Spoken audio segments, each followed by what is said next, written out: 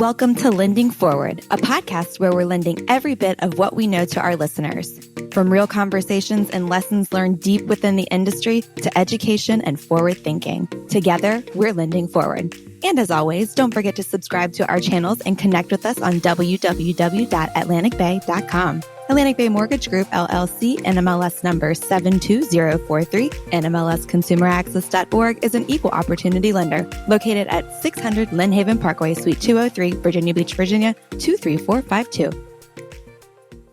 You were on a roll and we were talking about what's trending and you feeling like you either go down this dark rabbit hole of knowing you have to have content. And so you're thinking, oh, this is trending. I've got to do it. So it's that booty shaking mortgages. And then you started quoting Gary Vee. Yeah. Gary, just a few weeks ago at an event for realtors and lenders, right? He dropped a bomb on the room when he said just 2 days prior, he and his team reevaluated their social media efforts. And they re-ranked the value of each platform, moving Instagram from number 1 to number 5. Ouch. Right. So for everybody out there, it's like Instagram. Gary Vee, the king of content, just moved it to number 5. He moved, this is crazy, he moved Facebook to number 1. What?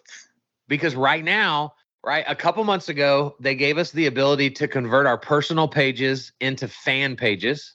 Right. So it's weird. You can still have friends. You can still get friend requests, but now people can just very simply follow you. He was telling everybody that they're seeing reels from fan pages and business pages go crazy on Facebook because 2 months ago, I could post on my business page and get 1 like. Right. But now my reels on my business page are averaging about 300 views per reel.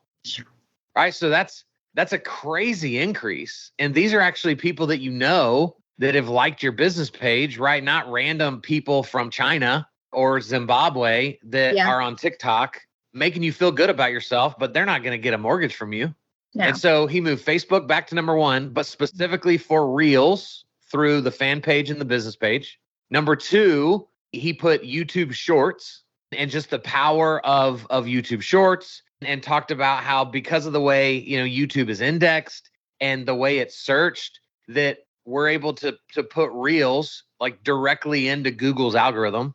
And so we're seeing virality there. Then he put TikTok 3rd, which obviously, right, like it's a powerful platform right now. And then he put LinkedIn and then he moved Instagram to 5th. Now, what does all this mean? Technically, it doesn't mean anything if you do nothing. But what I take it as is everything is about video right now, right? Everything he said was video based. He didn't say, oh, the blogging on LinkedIn, guys, you got to be blogging. You got to write an article on LinkedIn. Right, like that. Everything's video based. And so for all the haters out there, they're like, well, I don't want to do TikTok. I don't want to do. If you're already doing a reel, why are you not uploading it to YouTube as a YouTube short? Why do you not just have a TikTok account that you never even have to go to other than to post? Right. To just give yourself, right? It's like if I'm fishing and I have access to 6 poles, but I'm like, no, I'm good with 1. I'm just going to use 1. Why? Give yourself the maximum amount of opportunities that are available to you. I know. The legwork is on the front end of creating the content, right? 100%. So you've already done it. Now just send it out to the masses. Right. Here's what I'm really, really loving right now that I don't think is being coached very heavily. Everybody is coaching to short content, which is in demand right now. But I believe the way we're coaching it is hurting people because if all we do is short content, we're essentially just training people to become actors. Because that's what we're doing with Reels and TikToks, right? If we're doing trends, if we're using the inside of the app, we're just consuming a character for a minute of time, and that's the reel. Well, what we're missing is like who Kyle actually is at his best. And so this comes in the form, in my opinion, of longer content, right? Podcast style content, educational style content. And so what I've really been looking at lately is as a speaker, for you as a podcast host and content creator, there is a moment where like when I start doing a video, I'm nervous. When I start speaking in front of a room, I'm nervous. And so sometimes it takes a minute, sometimes it takes 2 minutes to let those nerves wear off so that the most authentic version of me shows up. Right. If all lenders are doing are minute-long videos, they're never experiencing the best version of themselves. So true. And so what I really love is coaching people. Like, if you want to do the trending stuff, do that, right? Fine. But also sit in front of the camera, pick a topic that you can really go in on for 3, 4, 6, 8, 10 minutes and become a true educator. And Taylor, in the middle of that video, you're going to end up with 3 to 4 minutes where you're like, holy crap. Did I say that? Right. Like, did I just say something worthy of being on Twitter? Right. Like, I didn't even plan that. Why? Right. Because when we allow ourselves to be the best version of ourselves, we end up saying things we could have never planned for. And so now you've got the long form content that can go live on YouTube, second largest search engine in the world, never going away. It's only growing in power. And then you go create those little micro moments from the long form. And then now you have a whole different style of reel and TikTok. That's not you being silly. That's not you pointing and little graphics are popping up, right? And it's you actually commanding attention as an expert. And this is what I think most of the people that we serve are missing. And when somebody goes to look me up and all they see are little trendy, cutesy videos, that doesn't make them go, oh, he's the one I trust to give my money to. Right. And so I think that's a super powerful way that we're not creating content that I think is even easier than feeling the pressures of like, I got to do another TikTok today. I know. So. I know. Well, I love that because it's true. It's so true. You come on, you act for a minute, you come off and you watch and you hope that it succeeds and you hope an agent calls you from it or a borrower contacts you. And I'm always preaching the same. I'm always saying, it's fun to do the dance thing. It's fun to do the trends thing, but that's not I'm not going to trust you in full because of that. Sure. That's just like, okay, you have a presence on social, but what that reflects on is not your best version of yourself, which is what you're preaching right now. And I think that's so valuable. And it does take a minute to get into the rhythm of it. And so getting in front of the camera, okay, so we're going to talk logistics, right? How do we actually do this? So like if you were to plan out your week and you said, I know that my goal is to make a reel a day, right? And you sit in front of, so what does that process look like? Because I know that those actionable items are what people really need right now. Well, so again, I'm going to teach it differently than other people are going to teach it. For me, I'm not teaching the trendy reels. That's not my style, right? Mm-hmm. If that's somebody's style, there's plenty of people already out there doing that. So I believe mine is easier because I'm saying pick 2 topics a week that you can teach on for 3 to 6 minutes and then plan 30 minutes a week where you can knock out 2, 3, 6, 8 minute videos. And then from those, you're going to end up with more than a reel a day, right? And you're going to end up with one reel that's 11 seconds. You're going to end up with another one that's 94 seconds. You're going to end up with another one that's 43 seconds. And they're going to be those little micro moments from the middle of your video where you were on fire. And now people get to experience your passion. They get to feel your energy and they get to go, this is who I want to work with. Right. Because look at how much they care about educating me on buying a home. Not, wow, look at how funny that guy is. He did a booty dance, right? While he was pointing to like 3 reasons why you should refinance your house. I feel like that takes a lot of the pressure away because now I'm not asking you to be a different version of yourself. For the LO that's like, I'm not funny. And I'm not like, great, don't be that. Right. But don't say I'm not funny and then default to, so I'm going to do nothing. Because, and you know this, where we're getting stuck is we think that to feel validated, it takes more views, more followers, a bigger page.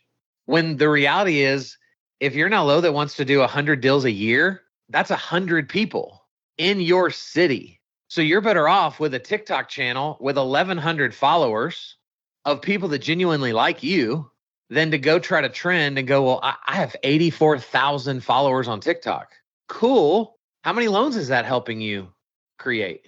And the answer is usually 0, right? So but we've got to just be intentional about really thinking like, what does my ideal client need right now? And how do I serve something to them on a silver platter, right? To go back to fishing, if I show up to fish with a bunch of Big Macs on the lure, because that's what I like, I can't be shocked when I don't get any fish because I didn't put their needs above my own. And that's what's wrong with our industry in a lot of ways, is it's so self-serving. It's all about what I need instead of just going, what are you struggling with right now? I already know. I've been in this industry 20 years. So I'm going to sit in front of the camera for 30 minutes a week, and I'm going to speak to the needs of my people. And then I would farm that out to Fiverr or a company that offers the video editing service so that you don't then get bogged down with that part of it because you already know you're not great at it. You got to be out in front of people servicing loans. And so you bring in that partner. And I think logistically, it makes this very doable. For me, there's a lot to unpack in that, because that 30 minutes that you take time to do these quality videos of meat and potatoes, not just like, here's the 6 things you need for closing and bing, bing, Right. bing, bing. It's literally like, here's why you need these 6 things at closing. So it's more in depth, and it's something that you can shoot all of your agents every week. Just did a cool video on YouTube. Here are a couple of like little sound bites from it, but also here, if you want to show your borrower or your buyers the full video, right. That is like a well-rounded package right there. And also you've created a social presence because you've spliced and diced some of those pivotal moments within that 30-minute video. Or it doesn't even have to be 30 minutes, maybe 6 minutes, and you could still pull some great stuff from it. So right. I love that. I love that so much. I think it's totally doable. And you mentioned Fiverr, so that's outsourcing it for somebody to be able to splice and dice so that it takes it off of your plate, and then you disperse it to the masses. So the main video lives on YouTube, but you've also recreated it. So it's a reel on TikTok, a reel on Facebook, a reel on Instagram. And then if you can get into a habit, what would you say? How many reels a week do you think that people should be doing or should be open to doing? This is a multifaceted answer, right? Because what I think we should do is very different than what I think people are capable of that are listening, right? So the baseline answer is, I would say, if you're not showing up in a reel once a week, you're missing tons of opportunity. But then I would go beyond that and say that I try to show up in reel format, REEL, right, once a day. And then depending on who you're talking to, right, Gary Vee is going to say that you should be doing 3 or 4 a day.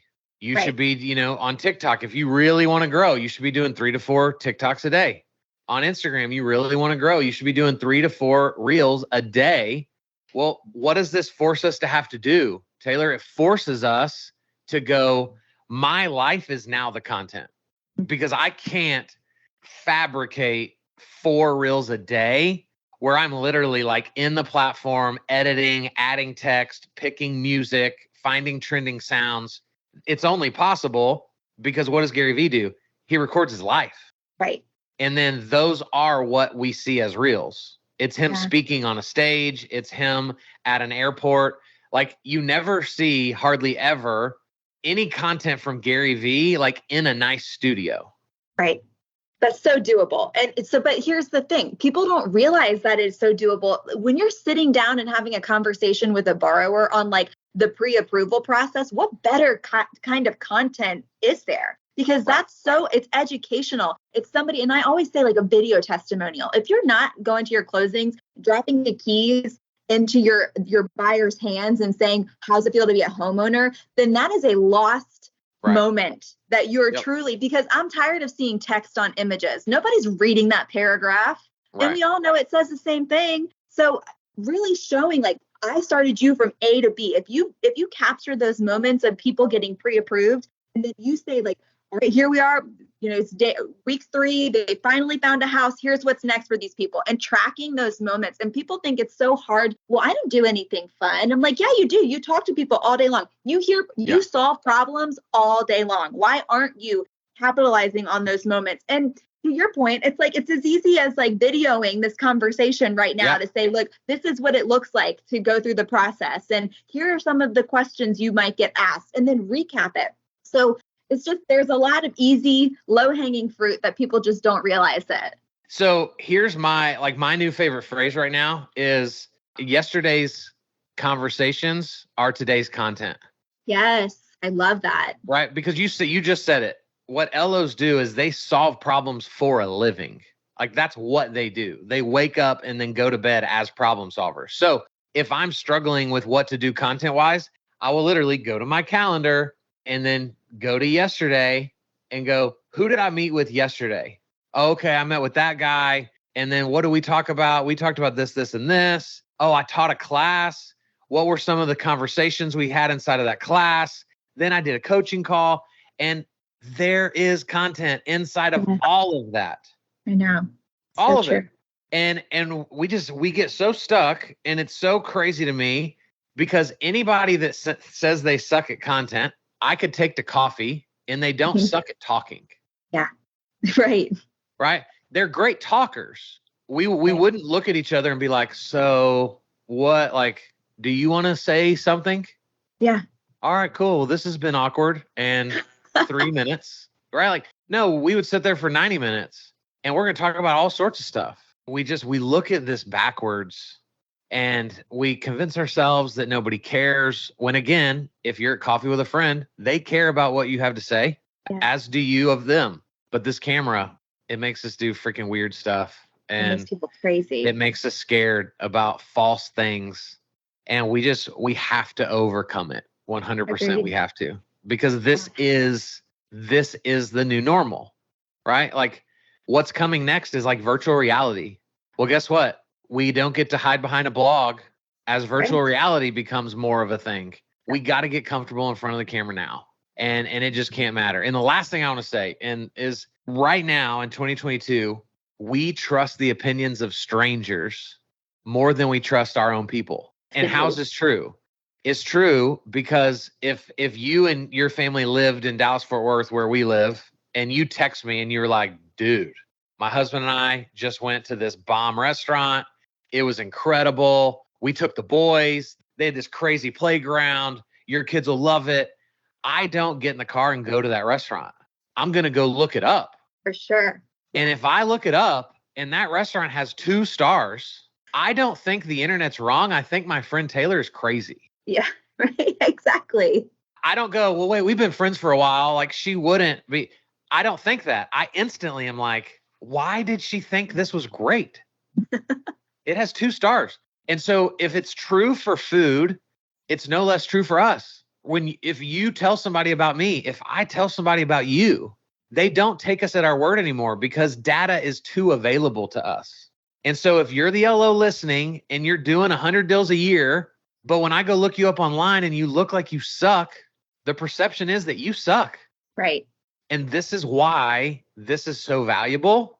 But then we just have people out there chasing trends to fill their egos with followers instead of realizing that you are being referred all the time, but they're not calling because when they go to validate what their friends said, it's not present and it's killing people's abilities to grow. People just don't get it. They don't get it. They will now. They've got Hopefully. Actionable items. We'll see. Well, thank you so much, Kyle, for joining us on Lending Forward. This was awesome. You are so welcome. It is always an honor to hang out with you. Thanks again for listening to the Lending Forward podcast powered by Atlantic Bay Mortgage Group. Don't forget to tune in next week and make sure you subscribe to our channel. Remember, we all play a part in lending forward. So go lend something forward today.